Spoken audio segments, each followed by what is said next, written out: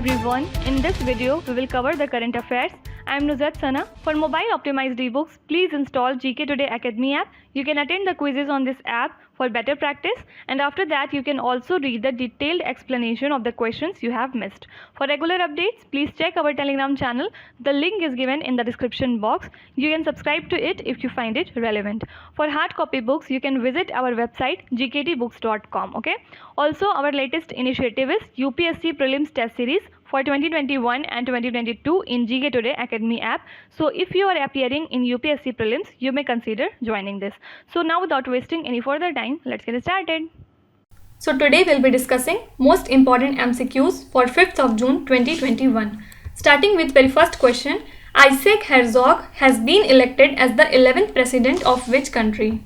So he has been chosen as president of Israel. He won a majority vote of 87 out of 120 members by defeating his opponent Miriam Peretz by obviously a large margin. So this picture is of Isaac Herzog, and he is Israeli politician and chairman of Jewish Agency. And he is also a labor leader as well as son of former president. Now apart from it, why Israel was in news? Because India has borrowed Herons TP drones from Israel. Why? To put them or deploy them on China border so as to have an eye on Chinese troops there. Fine. And also, Ministry of Energy at Israel has announced a national plan to decrease 80% of greenhouse gas emissions by which year? 2050.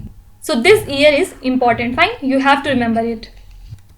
Question number 2. What would be the rate of global unemployment in the year 2022 as per International Labour Organization estimates?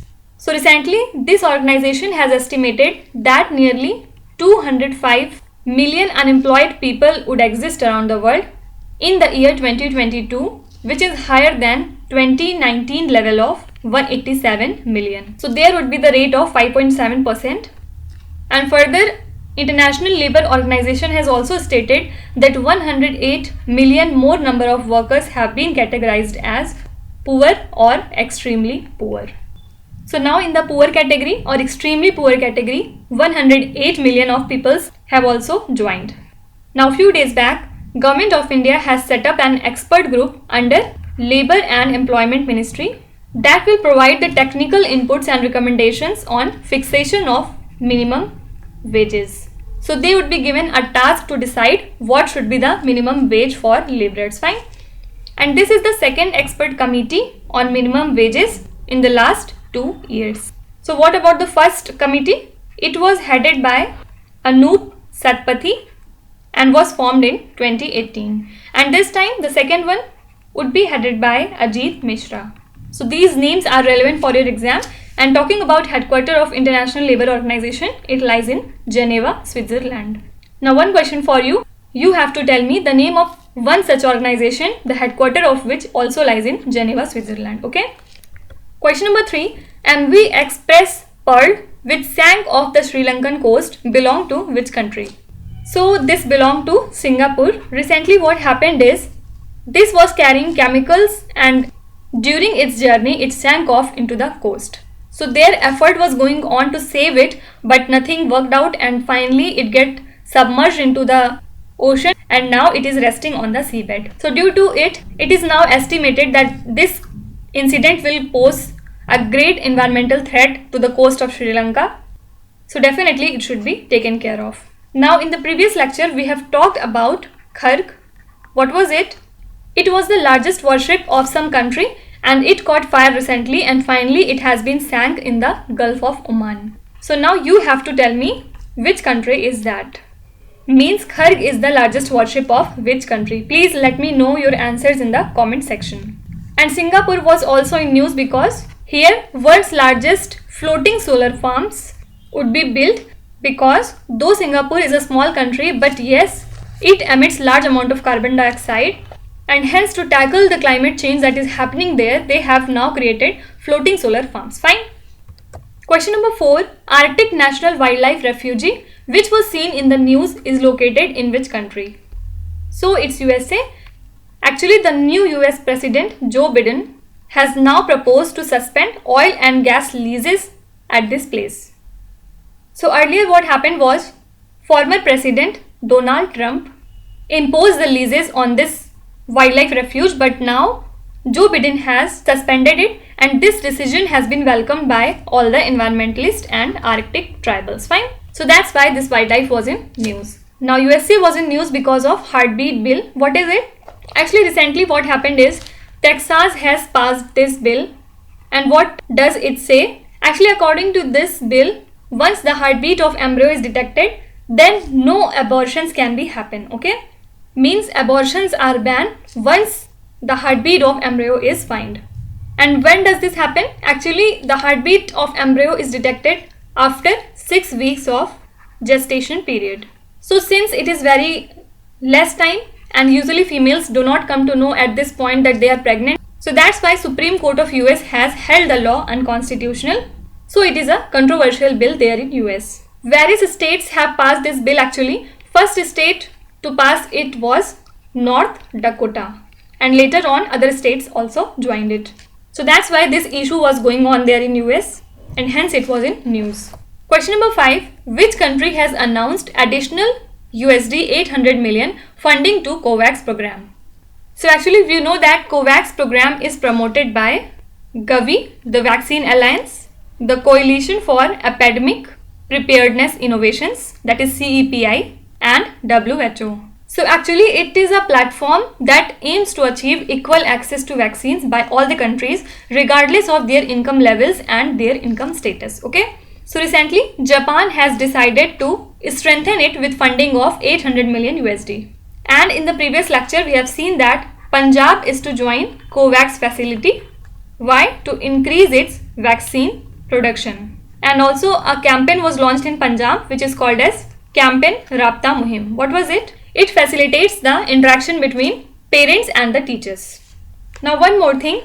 Recently IMF has proposed 50 billion USD global vaccination plan which will cover about 40% of global population by end of 2021. Okay. And now talking about IMF headquarters, it lies in Washington DC. So this is all about COVAX program. Question number 6. Dr. Patrick Amott, who has been appointed as the chair of WHO Executive Board, is from which country? So on 2nd of June, India's Union Health Minister Dr. Harshvardhan completed his tenure as chairman of WHO Executive Board. Because we know that Dr. Harshvardhan was heading this panel before it, but now during 149th session of WHO Executive Board, it has been decided and announced that Dr. Patrick Amott, who has been acting as Director General for Health Ministry of Kenya, he would be leading the WHO Executive Board. So this person is from Kenya. And talking about Kenya, here oldest human burial has been found in Africa near the Kenyan coast, and the site was named as Panga Ya Saidi. So now our new chairman for WHO Executive Board is Dr. Patrick Amott. Question number 7. What is the name of the program in which the government distributes kits of HYVs of seeds to farmers? So recently our Union Agricultural Minister, who is Narendra Singh Tomar, he has launched the seed mini kit program by distributing kits of high yielding variety of seeds to farmers. Actually it aimed to introduce new variety of seeds to the farmers so that it would help them in increasing the seed replacement rate. These mini kits are being provided by NSC, that is National Seeds Corporation, NAFED, that is National Agricultural Cooperative Marketing Federation of India Limited, and Gujarat State Seeds Corporation. And this program is completely funded by Union through National Food Security Mission. Now talking about some more agricultural current affairs. We have studied again and again that Government of India has now increases fertilizer subsidy by 140%. And also India's first ever agricultural export facilitation center would be set up at Pune, which would help the farmers to grow their crops and export it to various countries. Okay. Apart from it, we celebrate our World Bee Day on 20th of May. Can you tell me what was the theme of this day this year? Write your answers in the comment section. Question number 8. Who has been appointed as the new chairperson of the National Human Rights Commission? So it's Justice Arun Mishra, and he is former Supreme Court judge. Please remember that Arun Mishra is the first non-Chief Justice of India to be appointed as NHRC Chief since the amendment of the Protection of Human Rights Act in 2019. So former Chairperson Justice Achal Dattu has completed his tenure now in December last year. So now our new chairperson for NHRC is Arun Mishra. Talking about NHRC, it is a statutory body and its headquarters lies in New Delhi. Now apart from Arun Mishra, there were two other personalities who have been appointed in the commission. Can you name them? And recently, NHRC was in news because it has issued advisories on bonded laborers and migrant workers. And why advisories were needed? So they were issued to ministries and states to look after adverse impact of COVID-19 on all the laborers and migrant workers who are working in informal sectors. Question number 9. Which country has launched the Mission Innovation Cleantech Exchange at the Net Zero Summit hosted by Chile? So actually it is a global initiative that will create a network of incubators across all the member countries to fast track clean energy innovation. So it has been launched by India, and Mission Innovation 2.0 is the second phase of the Global Mission Innovation Initiative, which has been launched during the Paris Agreement at the 2015 UN Climate Conference. So do remember that Net Zero Summit was hosted in Chile. Talking about Chile, here deadly algae have killed more than 4,000 tons of salmon fish. Actually what happened was algal bloom in water decreases the amount of oxygen in it, which causes suffocation among the salmon fishes, and that's why they died. And the capital of Chile is Santiago with currency peso. Question number 10. Leadership Group for Industry Transition LEAD IT is the climate change initiative led by India and Dash. So this is the initiative of India and Sweden. Why it has been developed? Because it will help the countries to take the lead in heavy industry transition as well as to meet our Paris Agreement goals and create new sustainable jobs. So recently, UN Secretary General, who is Antonio Guterres, has commended India and Sweden for this climate change initiative, and he has announced this initiative during the Clean Energy Ministerial, which has been hosted by Chile. Talking about Sweden, few months back, $1 million worth prizes have been created by Sweden for sustainable food to feed billions of peoples. And the basic aim of this initiative is to address the climate change threats toward food supply all over the world. Fine. Question number 11. India launched a work stream to promote industrial energy efficiency along with which country? So India has launched it along with UK under the CEM, that is Clean Energy Ministerials, and IDDI, which means Industrial Deep Decarbonization Initiative. So recently 12th CEM is being organized by Chile in virtual mode, and IDDI is coordinated with UNIDO, means United Nations Industrial Development Organization, and this initiative is also supported by Germany and Canada. So this initiative has been launched by India along with UK. Talking about UK is the first country to announce regulation for the use of self-driving vehicles, obviously at the low speed during the initial stages. And UK was also in news because of its bill called as Police Crime Sentencing and Courts Bill 2021. So there are a lot of protest is going on regarding this bill. Why? Because it will widen the range of conditions that police shall impose on the protesters. Okay, like they can increase the fine or the penalty that they put. Also they can limit the maximum permissible noise in the protesting areas. So overall this bill gives the power to police or authorities to have more control over the protesters, and that's the reason why this bill is not getting accepted there in UK. Okay. Question number 12. Which Indian state topped the Niti Aayog's Sustainable Development Goals Index? So this index has been topped by Kerala for 2021. Overall, India's score has improved by 6 points because it was 60 in 2019, but now it is 66 in 2021. So this index evaluates the progress of all the states or union territories on the social, economic and environmental criteria. So in this index, first was Kerala, second was Himachal Pradesh and third was Tamil Nadu. And in the same index, Bihar comes on the last number. 2-3 lectures back, we have studied about GIFT, which was formed to advise the government of that particular state on various policy matters as well as welfare decisions. Now I cannot tell you the full form of this GIFT, otherwise you will know which state is that. You have to tell me GIFT is the think tank of which state of India. Question number 13. Fangyun 4B, the new generation meteorological satellite, has been recently launched by which country? So this is from China and it was launched abroad a Long March 3B rocket into the geostationary orbit to join the earlier network of Fangyun satellites. Okay, so in this group, first of the Fangyun series was launched in 1988. It was named as FY-1A. Talking about Indian Meteorological Department, that is IMD, Director General is Mrutyunjay Mohapatra. Now few days back, two cyclones were very much in news, Cyclone Taukte and Cyclone Yas. The word Taukte has been given by the country Myanmar and the Yas name was given by Oman. Cyclone Taukte hit our western coast while Cyclone Yas hit the eastern parts of Odisha and West Bengal.